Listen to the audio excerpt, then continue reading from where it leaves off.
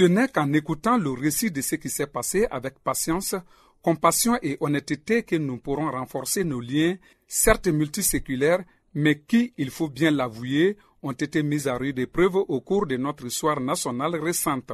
Nous devons admettre que le pardon, qui reste encore une valeur sociale forte dans notre pays, et la réconciliation durable tant attendue par notre peuple ne trouveront leur voie que dans la reconnaissance de la vérité, car la vérité est sans doute l'un des principes moraux les plus élevés. Et une citoyenneté fondée sur la vérité reste la base la plus sûre pour construire une nation forte et unie dans sa diversité. Bien qu'elle puisse être douloureuse, la vérité est une bombe que nous devons appliquer sur nos blessures. Ces blessures, parfois anciennes, parfois plus récentes, ne se cicatriseront pas par les seuls effets du temps. Nous devons identifier leur nature, leurs causes profondes et leurs effets sur le corps de notre nation afin d'y apporter les remèdes les plus appropriés au-delà des mesures de réparation qui seront offertes aux victimes. Le chemin de Mustapha vers une vie de violence a commencé lorsque sa famille a été confrontée à des choix difficiles. Luttant pour survivre, la seule alternative qu'il voyait était de laisser Mustapha rejoindre un groupe armé qui leur apporterait à la fois sécurité et nourriture. Mustapha voulait aider sa famille et cela lui semblait être la seule façon d'y parvenir. Malheureusement, la vie au sein du groupe armé s'est avérée très différente de ce qu'il avait imaginé. Au fur et à mesure qu'il s'habituait à leurs tactiques violentes, il a été promis. Certains des jeunes enfants qu'il a recrutés ont été amenés contre leur gré et leurs familles ont été menacées. Mustapha sera finalement capturé par l'armée et jugé. C'est là que commence cette histoire.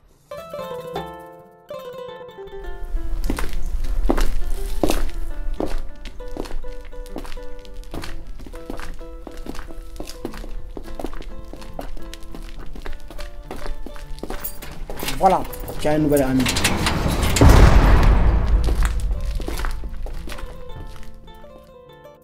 Alors, tu vas rester silencieux encore longtemps? Tu sais, parler ça fait passer le temps. Les nouvelles vont vite par ici.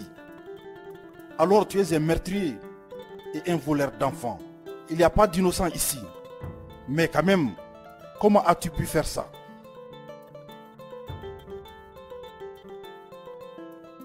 Je vous remercie d'avoir accepté de me recevoir et de répondre à mes questions. Pourquoi êtes-vous ici à la prison centrale?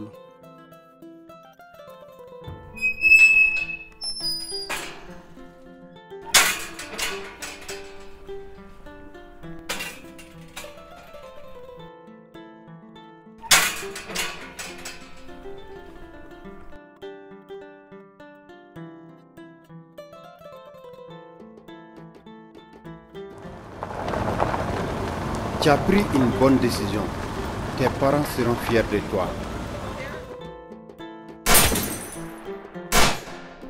Tu dois tirer mieux que ça si tu veux survivre. S'il vous plaît, ne prenez pas mes enfants. Ils sont tous ceux qui me restent. Prenez-moi à leur place. Ne me touchez pas. Je n'ai rien fait. C'est eux qui m'ont fait ça. Ce n'est pas ma faute. Je voulais juste protéger ma famille. Nous tirerons sur celui qui montrera la moindre résistance. Vous n'êtes tous que des criminels pour nous. Vous ne manquerez à personne. Mon fils, as-tu une idée de la gravité de la situation dans laquelle tu te trouves?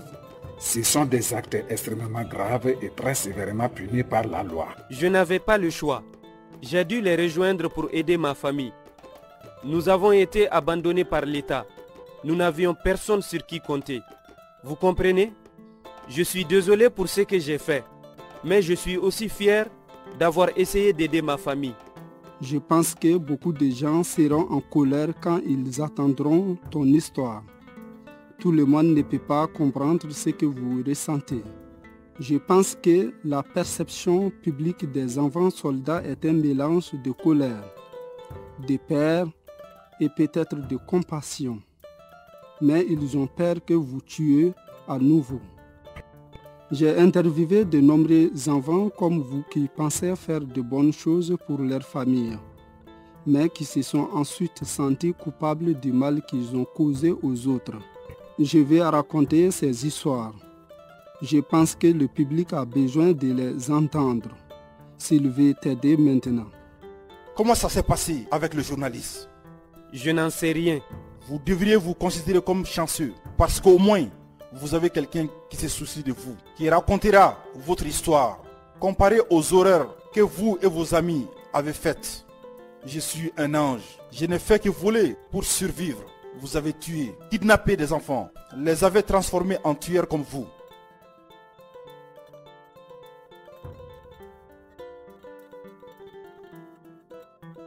J'étais un de ces enfants il y a longtemps. Cela justifie-t-il ce que vous avez fait en tant qu'adulte? Vous auriez pu vous arrêter. Pourquoi ne vous êtes-vous pas enfui? Rien ne peut justifier ce qu'ils m'ont fait. Et rien ne justifie ce que je fais. Je voulais juste prendre soin de ma famille. C'était mon devoir. Mais ce que tu as fait est impardonnable, n'est-ce pas? Je ne sais plus. Tout me semblait si clair à l'époque.